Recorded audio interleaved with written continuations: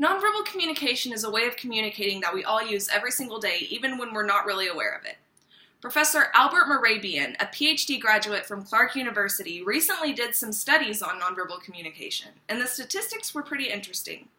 7% of communication is through words, 38% is paralinguistic, meaning how you say your words, and 55% of communication is nonverbal. Imagine yourself just coming back from your dream vacation. You have all of your friends and family around and you're telling them about the wonderful time you had.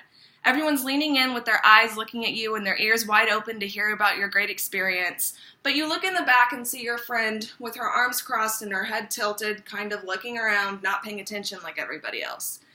Does this make you think that she's wanting to know how your experience went, or do you think that she's not that interested or maybe even jealous? Now put yourself in someone else's shoes. Imagine that you're out and about and you're in a hurry to get to somewhere, but you run into someone who you hadn't seen in a while, and they start chatting it up. How do you think your body language would be if you were in a hurry and you needed to leave? Do you think that you'd be leaning in to really show them, it's great to see you and I'd love to talk and keep this communication going? Or do you think your body would kind of go out instead of lean in to show them physically that you needed to leave? It's all about body communication and all about the movement of your body and how you communicate that to other people. In this speech, I'm going to explain how expressing emotions, maintaining relationships, and forming impressions are major roles that play in all of our nonverbal experiences every day. The reason why I'm choosing to write about this form of communication is because it's something that's very important in the career path that I've chosen.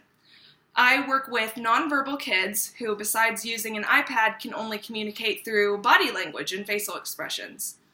According to Shirley Whites, author of Nonverbal Communication, the face is the most compelling channel of communication.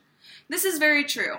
For example, I had a student who had behavior issues, just like most people with autism do.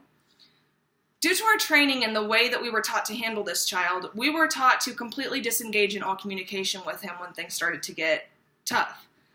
When he would have behavior issues, he'd get in our face and say, "Hey, do you hear me? I'm here. Do you see me?" When we would not engage with him during this behavior, it was almost like us not giving him eye contact made him feel isolated enough to where he could handle the situation himself and pull himself back into reality.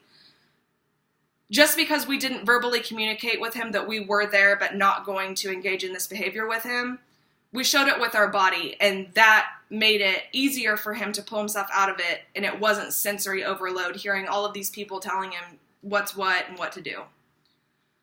Maintaining relationships and non-verbally complimenting are also very important when working with people who strictly communicate non-verbally. When you're around somebody who only uses body movement and facial expressions to communicate, you start to really pick up on certain words that can throw them into behavior issues. According to Dale G. Leathers, author of Successful Nonverbal Communication, responsiveness is communicated by frequent and sometimes forceful postural shifts while communicating. For example, I had another student who hated to be complimented. He did great work, but anytime I would say, "Hey, great job," he would swipe his desk clean and start to slap me and slap himself, and it was just a whole big deal. So with that information, I started to think, how can I physically move my body to show him that I'm proud of him and to show him that he's done a great job? Again, how Dale G. Leathers said that responsiveness is communicated by frequent and sometimes forceful postural shifts while communicating. This is very accurate because I started to do something different with my body. Whenever he did good work, instead of saying, "Hey, great job," I would do a universally known symbol of great job by either giving him thumbs up or pats on the back or just little things like that just through my body that would show him that he did a great job so I didn't have to use my words. Forming impressions is something I was able to accomplish fairly fast when it came to my job title. But when it came to forming impressions on a personal level with the students, that was a little bit harder. According to authors LaFrance and Mayo, who wrote the book Moving Bodies, the need for affiliation is something we all have, but the priority of this is examined in relation to a person's other needs. When this would happen with some of our kids' behavior, I started to learn that my body movement and the way that I handled myself really reflected how the rest of their day would go.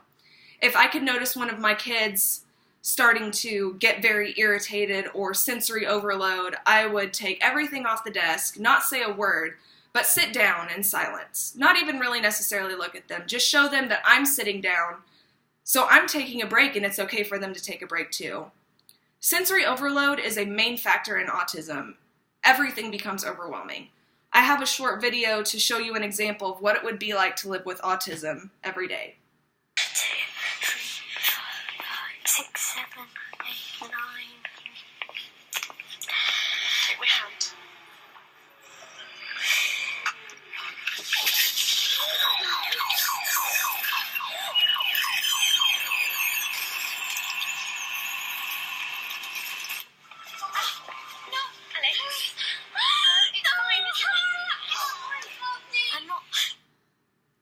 Silence is key in these kind of behavior issues, in these kind of meltdowns.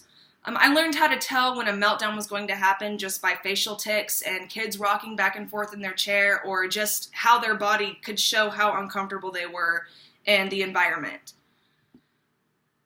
When I could sense this coming on, again, I would stop everything, sit down myself to show them that it's okay to take a break. Everybody needs to take a break. And that own physical movement of mine and me taking a break showed them that it's okay.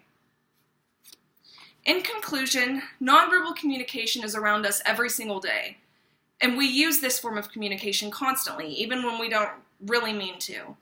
Expressing emotions, maintaining relationships, and forming impressions will make this communication easier if we're all just aware of how prevalent this is in all of our lives.